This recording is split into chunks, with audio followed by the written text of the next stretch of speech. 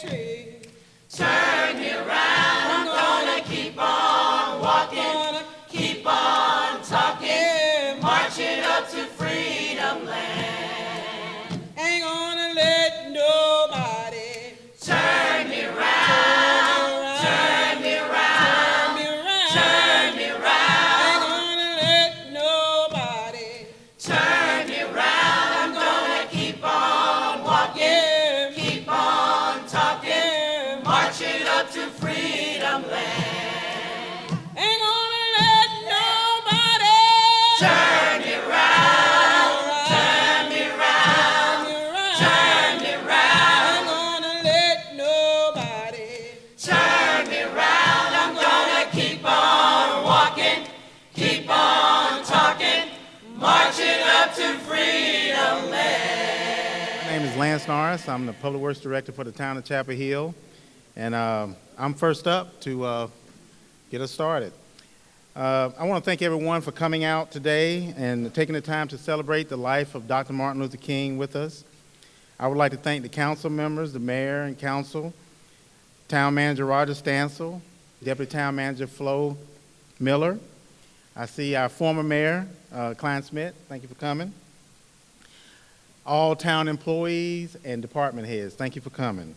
The planning committee last year, for the first time in a long time, decided to change from its usual structure of having one main speaker. Last year's panel of Chapel Hillians was well received by those who were in attendance, according to the feedback after the event. The committee has agreed this year, the committee has agreed to keep that format in its rotation for this annual event in order to share the stories of of how great town of Chapel Hill is and how we make it. This year the committee once again decided to mix things up with something fresh and new. Town employees from many different departments will once again bring back the story of Rosa Parks, the play, Why Should I Move? This moment in history is known as the start of the Civil Rights Movement, when Miss Parks refused to give up her seat on a Montgomery City bus. The Town of Chapel Hill Mass Choir will perform 2 songs today, Ain't Gonna Let Nobody Turn Me Around and Man in the Mirror.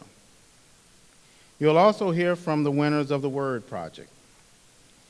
And we'll step back in time again to August 28, 1963, at the Lincoln Memorial in Washington, D.C., and hear the words of Dr. Martin Luther King, Jr., and his famous I Have a Dream speech. Lastly, we'll have a special recognition today, as today marks the 20th time the Town of Chapel Hill employees have come together to celebrate the life and legacy of Dr. King. Finally,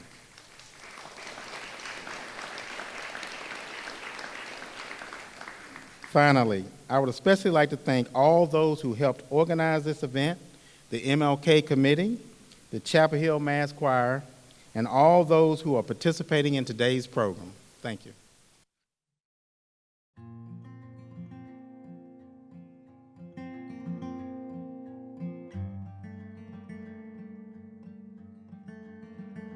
"15 years after Dr. Martin Luther King's death, President Ronald Reagan signed a bill into law making the 3rd Monday of January a national holiday, celebrating the birth and life of Dr. Martin Luther King, Jr. But it was a tough time.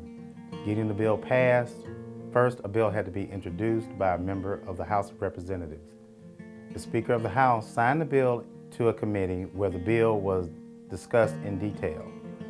Meetings were held where supporters and opposers could discuss their positions. The committee then agreed that the bill should be sent to a vote. Then it was sent to the Senate. Again, the issue of the King holiday had to pass through committees and public hearings before a final vote was taken. There were many who opposed the idea of a holiday for Dr. King. America had only honored 2 individuals with national holidays, George Washington and Christopher Columbus. Many felt that there were other Americans that deserved a national holiday, such as Abraham Lincoln and John F. Kennedy. One barrier to the confirmation was the senator from Georgia who had denounced Dr. King as a communist. Others feared the King holiday was meant as a way to make up to African Americans for slavery. Others feared the cost of the holiday with the extra overtime paid to federal workers who had to work on the holiday, as well as millions of those federal employees who were paid for the day. Senator Bob Dole pointed out to those critics, "I suggest they hurry back to their pocket calculators and estimate the cost of 300 years of slavery, followed by a century or more of economic, political, and social exclusion and discrimination." It took many years for Congress to decide to celebrate the holiday. In the years leading up to the official decree, many African Americans celebrated the birthday themselves, with a few states declaring King's birthday a state holiday. The bill was finally passed by both the House of Representatives and the Senate and was signed into law November 2nd, 1983. The first national celebration of Dr. Martin Luther King Jr. holiday took place January the 20th, 1986. Local history was made on December 12, 1983, when the late Chapel Hill Town Council member Bill Thorpe moved the council to adopt Ordinance 83-0-76, establishing a town holiday on the third Monday in January in honor of Dr. King. He asked the council to act quickly, establishing the holiday for the following month to make a statement stronger than that of the federal government, which would wait until 1986 before observing the holiday. Chapel Hill's ordinance was hotly discussed. Some council members were concerned that with a turnaround time of 1 month, the town would not be able to adequately prepare and would be hurt financially. A motion was entertained to postpone making a decision until the following year, but that motion failed. The council would vote that day, December 12, 1983. The vote was called. The Chapel Hill Town Council enacted the ordinance in an 8-1 vote to establish the town holiday in honor of Dr. King, initially on January 16, 1984, and subsequently on each third Monday in January. At that time, Chapel Hill was the first, or among the very first, communities in North Carolina to declare Martin Luther King Day a municipal holiday, giving municipal employees a paid day off. This local holiday was observed 2 years before it became a national holiday. Town of Chapel Hill employees have held a special observance of Dr. King's legacy for about 2 decades. Usually held the Friday before the Monday holiday, the celebration was nurtured for many years by a dedicated group of public works employees led by Maggie Burnett and Fred Battle. At the urging of town manager Roger Stansel, the celebration expanded in 2012 to include employees of all town departments. Each year, an employee committee plans activities to recognize Dr. King's guiding principles of nonviolence, brotherhood, justice, morality, and action. There was a poetry contest, reading circles, an employee choir, and community improvement projects. A dramatization of the incident that started the civil rights movement, Rosa Parks' refusal to give up her seat on a bus, has been performed by Chapel Hill Transit employees during this employee celebration. Thank you to all the employees for their participation.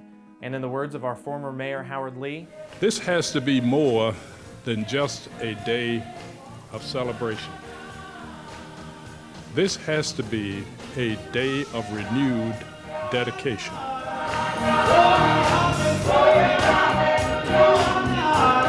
The following is an excerpt from Dr. King's Drum Major Instinct sermon, given on February 4, 1968.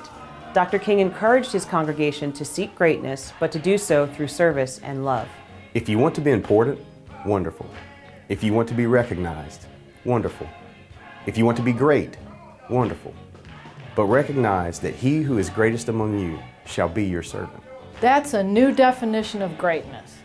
And this morning, the thing that I like about it, by giving that definition of greatness, it means that everybody can be great because everybody can serve. You don't have to have a college degree to serve. You don't have to make your subject and your verb agree to serve. you don't have to know about Plato and Aristotle to serve. You don't have to know Einstein's theory of relativity to serve. You don't have to know the second theory of thermodynamics and physics to serve. You only need a heart full of grace, soul generated by love. And you can be that servant.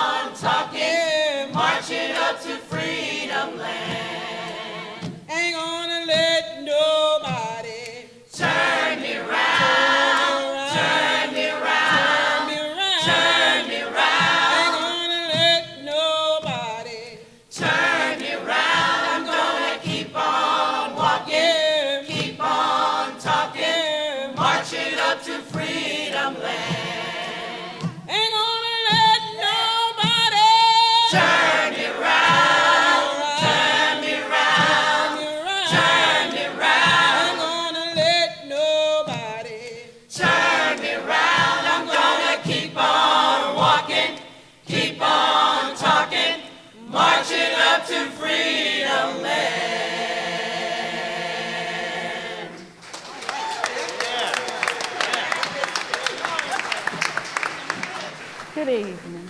My name is Rosa Parks.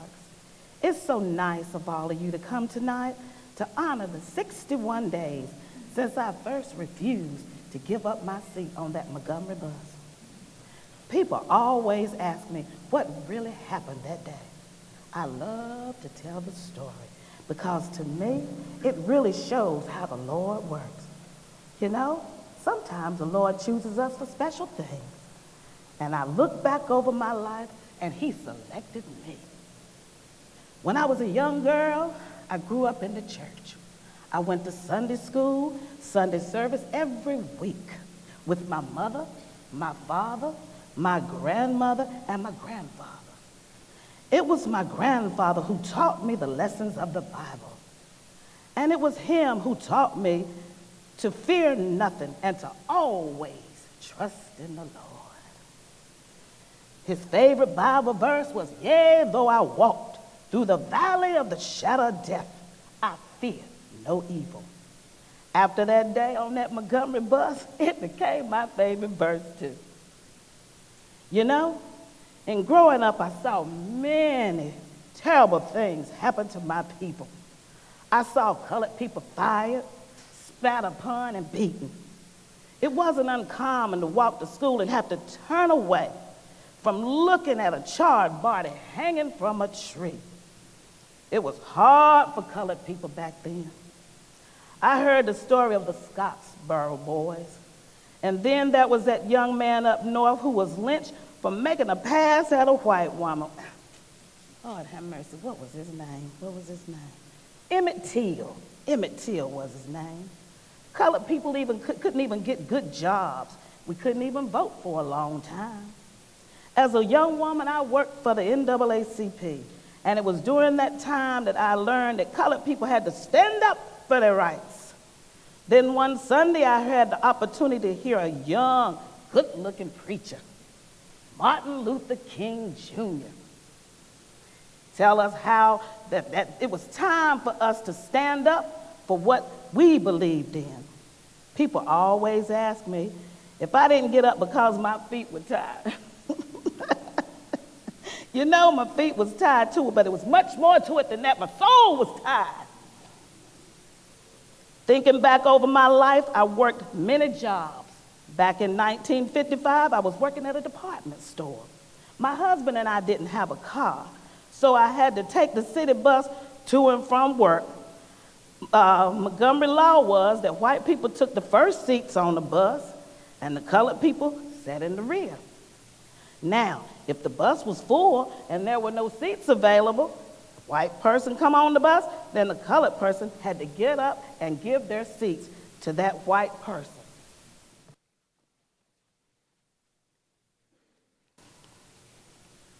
It was December the 1st, 1955, about 6 p.m. when I boarded the bus and took my usual route home. Good evening.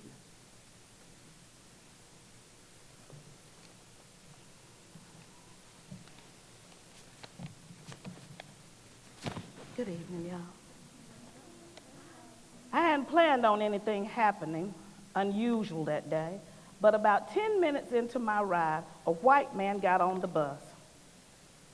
I watched him as he entered the bus to look for an empty seat in the white section, finding none. He walked back to the colored section, and for some reason, he looked straight at me. "You're going to have to give me your seat. Get up." Now, in that second that followed, a lot crossed my mind. I was tired of being treated like a second-class citizen, tired of giving in to white folks. If I refused to move, I knew I could be killed, beaten, or arrested.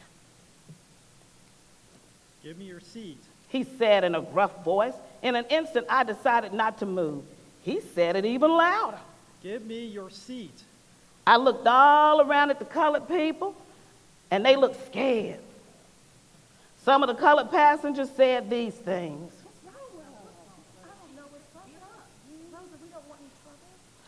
Somehow, I got the courage to stay seated as the bus driver pulled over to the side of the road. I continued to look straight ahead.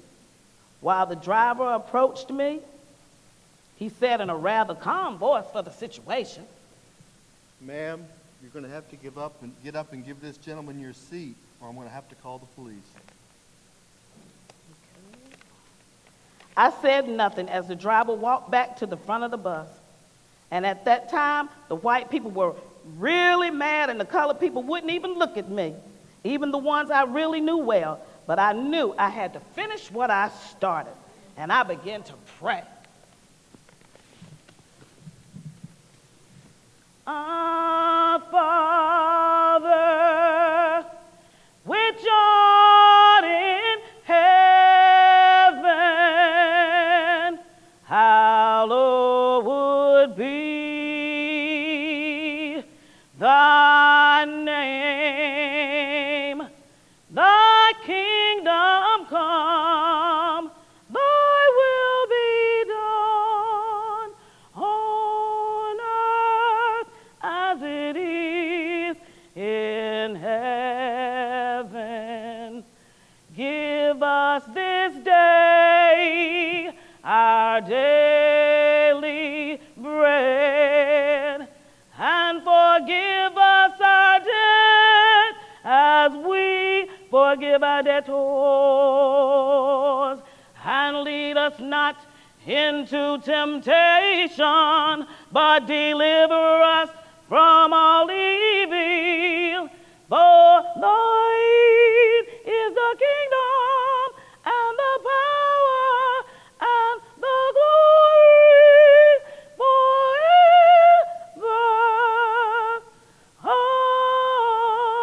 Amen.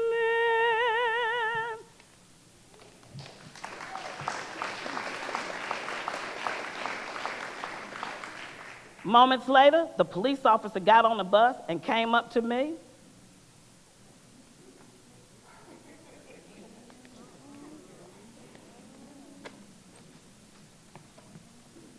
I don't know why you're making it harder on yourself. I spoke up and said, "Why do you always treat us this way?" I don't know about that, but the law is the law. Now you're under arrest. I didn't know, but the law was the law. Uh-oh, sorry. I got off the bus and walked off quickly. I took your pardon.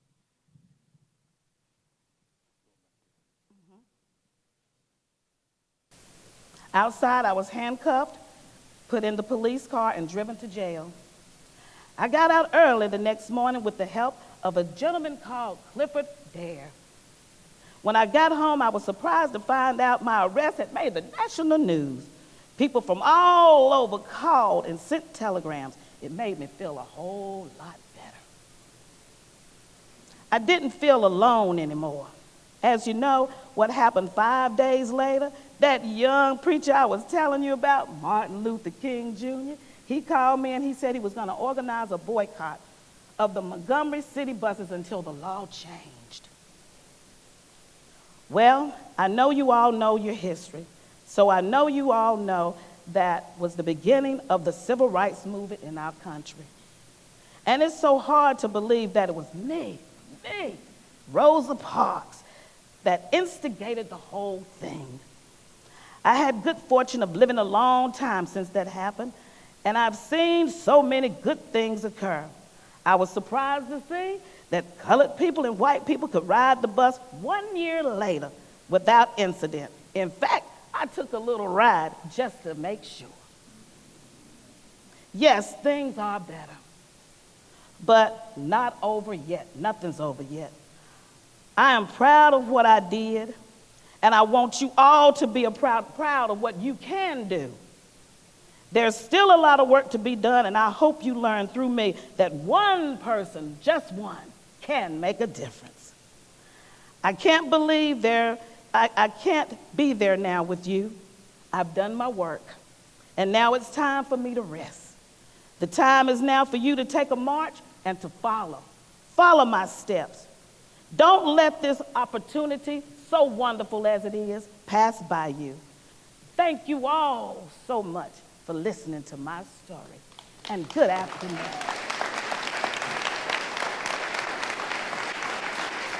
I'm Jeffrey York, Public and Cultural Arts Administrator with Parks and Recreation, and I'm pleased to introduce the winners of the 6th Annual Word Poetry Contest in honor of Dr. Martin Luther King.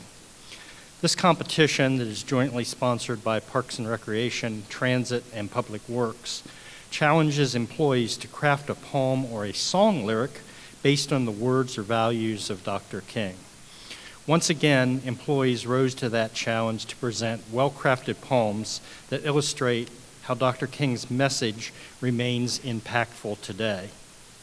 The winners received cash awards and will have their poems displayed on the town hall, and on the buses.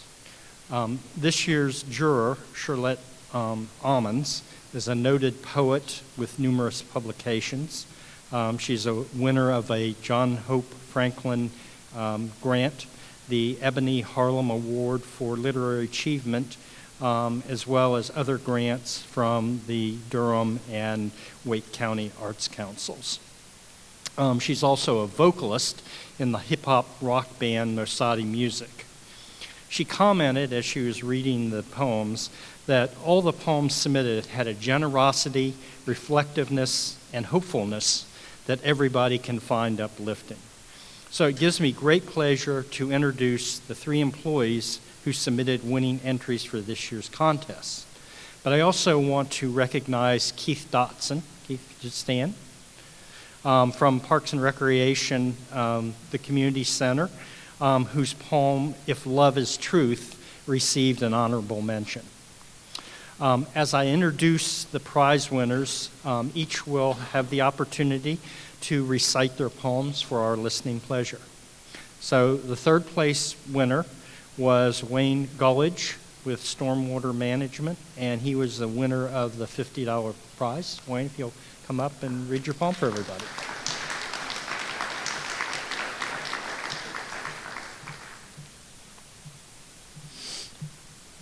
Truly united, to reach forward, reach upward, reach outward, reach inward, reach hard.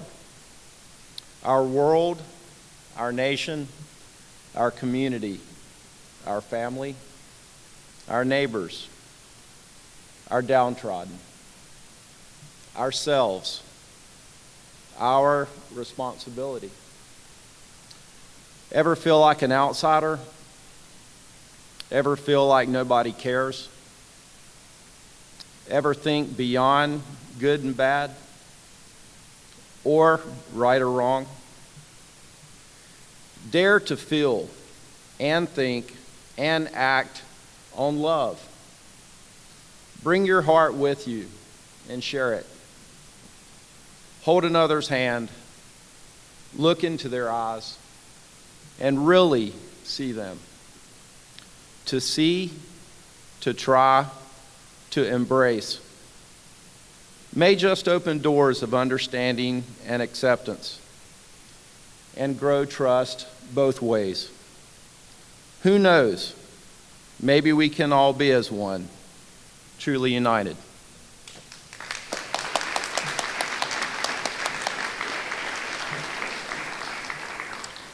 Our 2nd place winner is Kay McDaniels from the Fleet Division Public Works, winner of the $75 prize. Kay.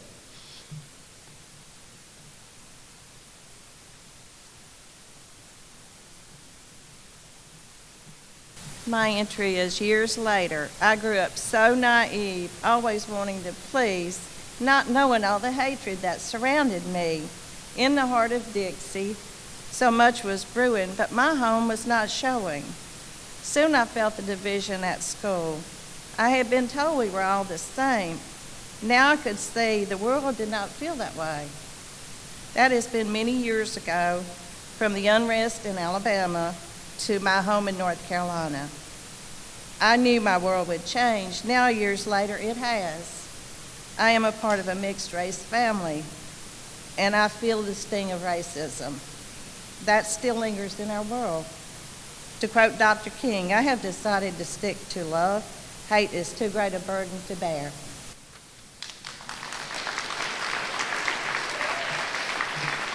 Thank you. And our first place winner, and sort of fast becoming the town's new poet laureate, because he seems to get a poem in every year, is Dave Allman from the Planning and Sustainability Office, and he's the winner of the $125 prize. Dave.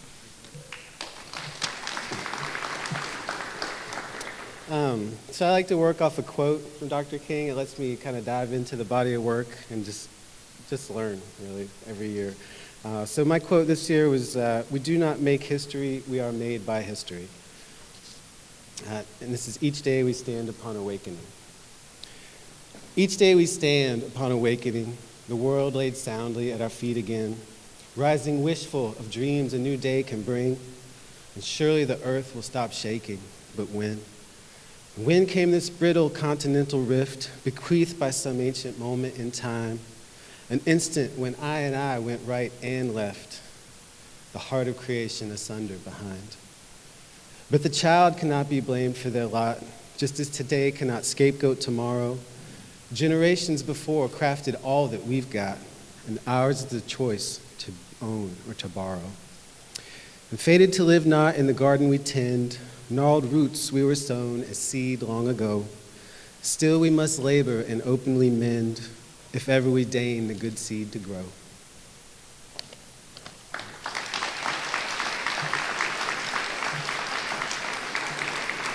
Thank you very much. Let's hear it for all our creative employees.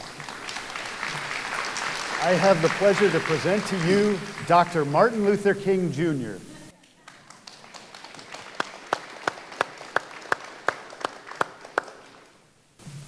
I am happy to join with you today in what will go down in history as the greatest demonstration for freedom in the history of our nation.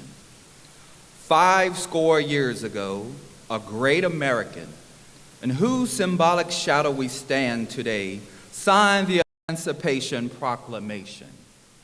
This momentous decree came as a great beacon of light, hope to millions of Negro slaves who have been seared in the flames of withering injustice. It came as a joyous daybreak to end a long night of their captivity. But 100 years later, the Negro still is not free.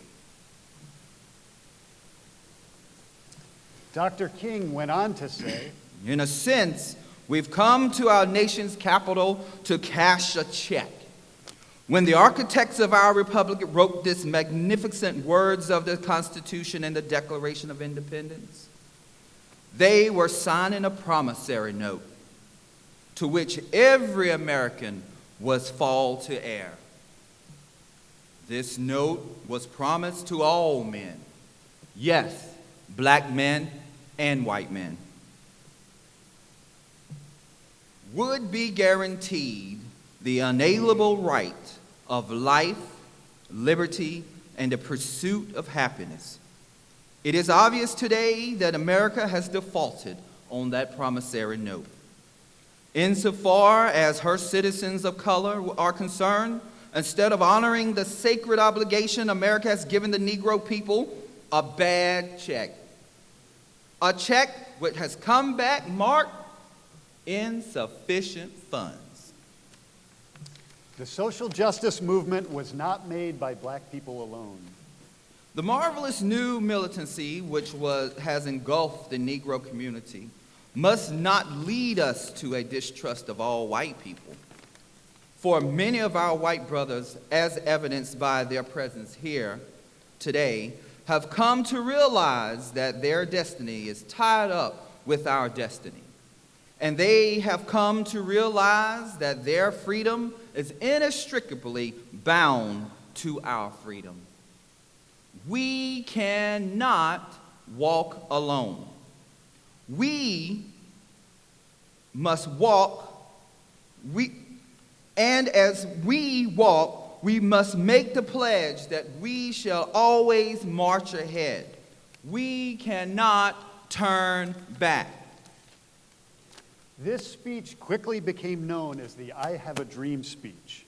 But this section of Dr. King's speech was actually ad-libbed. He did not have it planned in his notes, and yet it still became one of the most famous speeches in all of history. Let us not wallow in the valley of despair, I say to you today, my friends. And so even though we face the difficulties of today and tomorrow, I still have a dream. It is a dream deeply rooted in the American dream. I have a dream that one day this nation will rise up and live out the true meanings of its creed. We hold these truths to be self-evident, that all men are created equal. I have a dream that one day on the red hills of Georgia, that the sons of former slaves and the sons of former slave owners will be able to sit down together at the table of brotherhood. I have a dream that one day even the state of Mississippi, a state sweltering with the heat of injustice, sweltering with the heat of oppression, will be transformed into an oasis of freedom and justice. I have a dream that my 4 children will one day live in a nation where they will not be judged by the color of their skin, but the content of their character. I have a dream today. I have a dream that one day in Alabama, with this vicious racist, with this governor having his lips dripping with the words of interposition and nullification, one day right there in Alabama, little black boys, black girls will be able to join hands with white boys and white girls as sisters and brothers. I have a dream today. I have a dream that one day every valley shall be exalted, and every hill and mountain shall be made low. The rough places will be made plain, and the crooked places will be made straight. And the glory of the Lord shall be revealed, and all flesh shall see it together. This is our hope. This is the faith that I go back to the South with. This speech was given in Washington, D.C. on August 28, 1963. More than 250,000 people, black and white, gathered at the Lincoln Memorial, surrounding the reflecting pool, personifying Dr. King's dream that prejudice and hatred would be defeated in the name of freedom and solidarity. And when this happens, and when we allow freedom ring, when it let it ring from every village and every hamlet, from every state and every city, we will be able to speed up that day when all of God's children, black men and white men, Jews and Gentiles, Protestants and Catholics, will be able to join hands and sing in the words of the old Negro spirit. Free at last, thank God Almighty, we're free at last. Woo! Good. Gonna make a change for once in my life. It's gonna feel real good, gonna make a difference, gonna make it right. As I turn up the collar on my favorite winter coat, the wind is blowing my mind. See the kids in the street, but not enough to eat. Who am I to be blind, pretending not to see their needs? A summer's disregard, a broken bottle top, and a one-man soul. They follow each other on the wind, you know, 'cause they got nowhere to go. That's why I want you to know I'm starting with the man in the mirror. I'm asking him to change his ways. And no message could have been any clearer. If you want to make the world a better place, take a look at yourself and make that change. Na na na na na na na na na. been a victim of a selfish kind of love. It's time that I realize. But there are some with no home, with not a nickel to loan. Could it be really me pretending that they're not alone? Or will deeply scarred somebody's broken heart and a washed out dream? A washed out dream. Follow the pattern of the wind you see, 'cause I got no place to be. That's why I'm starting with me. I'm starting with the man in the mirror. I'm asking him to change his ways. And no message could have been any clearer. If you want to make the world a better place, take a look at yourself and make that change. I'm starting with the man in the mirror. I'm asking him to change his ways. And no message could have been any clearer. If you want to make the world a better place, take a look at yourself and make that change. I'm starting with the man in the mirror. Oh yeah, I'm asking him to change his ways. And no message could have been any clearer. If you want to make the world a better place, take a look at yourself and make the change. You gotta get it right while you got the time. Can you close your heart? Can you close your mind? Starting with the man in the mirror. Oh yeah, I'm asking him to change his ways. No message could have been any clearer. If you want to make the world a better place, take a look at yourself and make that change. Na na na na na na na na. Oh yes. Na na na na na na na na. I'm gonna make that change for once in my life.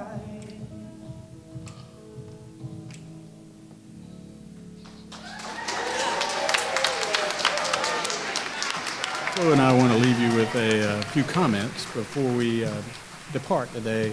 But I can't help but say, well, from where I'm sitting, we are beautiful. If you look around, this is a great picture. And I just want to remind everybody, all these people did this while they were also cleaning the ice off your sidewalk and your roads and driving your buses and putting out fires and rescuing people. These are our servants. These are people who do this. Very great. Now, when we go on the road next week and take this show on the road, you might miss a few of those services, but yeah, we will. So Flo and I just want to make a couple of comments today in honor of us, of you, and of Dr. King. And the first people I want to, obviously, we all want to recognize are all the people who have worked hard today, who have stretched themselves, and who have shown each of us the beauty and the talent that they have that we don't get to see every day. And to see the choir and see the folks that you work with every day and hear Rand sing. Then when we go back to work, we all see each other differently because we've shared a piece of us that we had never shared before. So that's part of our celebration today. I also want to thank all the people on the planning committee who made this happen. If you're here, would you stand up just so we can say thank you?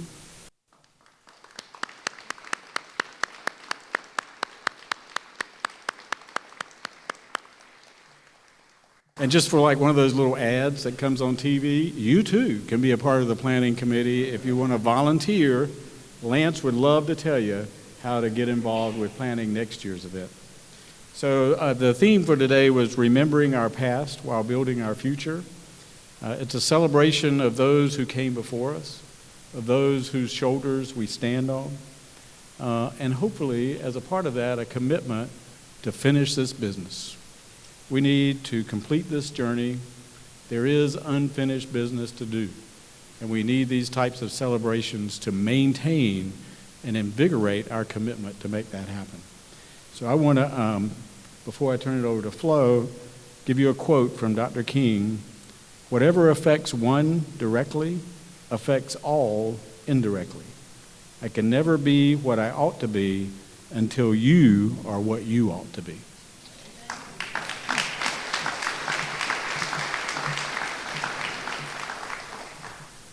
Good afternoon. What a great tribute to the memory of Dr. King, Mrs. Parks, and the many, many others who sacrificed and worked tirelessly to transform our nation. As we look back, it is with pride that we recognize the role that employees of the town of Chapel Hill and their foresight and determination to play in carrying out the legacy of Dr. King. It is my honor and pleasure to recognize 3 retired members of the Public Works Department who were instrumental in launching the initial celebration of Dr. King in the town of Chapel Hill. We have with us today Mr. Fred Battle, Ms. Maggie Burnett, and Mr. Bruce Heflin. Bruce and Maggie, would you please stand? Fred, you can raise your hand. Let's recognize them.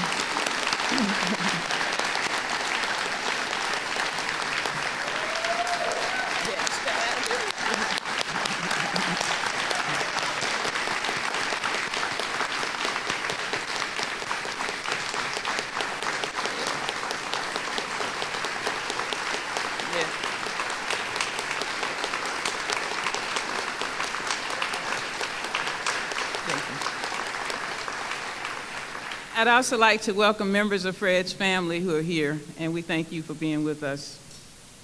In 1997, 20 years ago, these individuals led the effort to establish a program with employee participation to celebrate the legacy of Dr. King.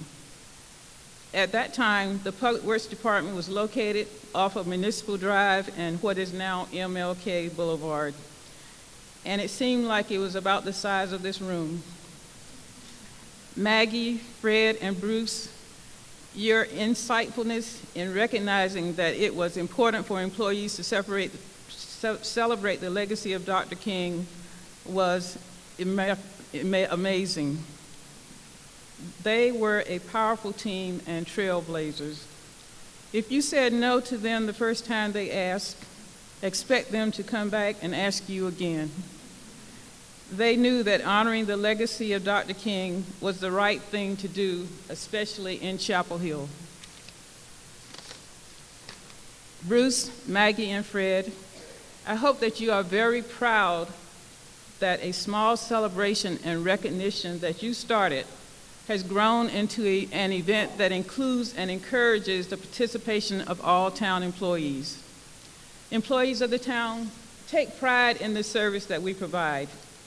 We recognize that how we do our jobs is as important as what we do. We know that displaying respect, compassion, and understanding for each other makes us all strong.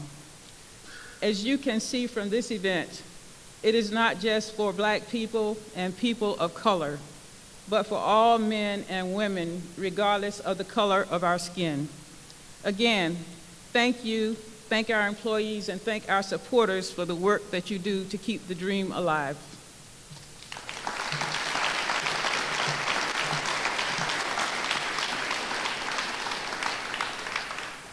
So I would be remiss if I want to come back to Fred and Bruce and Maggie, but I would also be remiss if I didn't say it's very challenging to try to lead from Dr. King's words, to try to live our lives, each one of us, and take them to heart. But I can't imagine how hard it is, like Tom, to try to deliver his words. And I think that's a great example and a model for all of us about how we can stretch ourselves. And I'm going to be at your church next Sunday. So, but I am going to step away from the podium for just a minute and then come back. But Flo and I want to give Bruce and Maggie and Fred a town coin, which we give to people who honor the values of the town and who represent it in their work every day. And I'm pretty sure Maggie and Bruce might have gotten one of these before. I don't think I had the honor of being able to give Fred one. And even if you had one before, we want to give you another one because we want you to remember this one and what it's for, and it's this. And it's not only that this is so great today, anything in today's world that lasts 20 years is pretty awesome. So we're gonna step over here so you don't have to.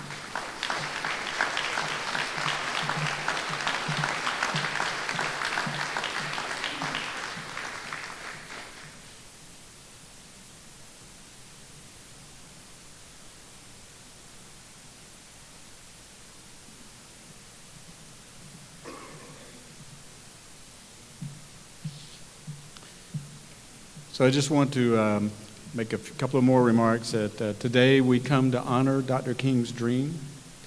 And sometimes, especially in today's world, we might say, why dream? And my thought about that is, unless we dream, we'll never get there.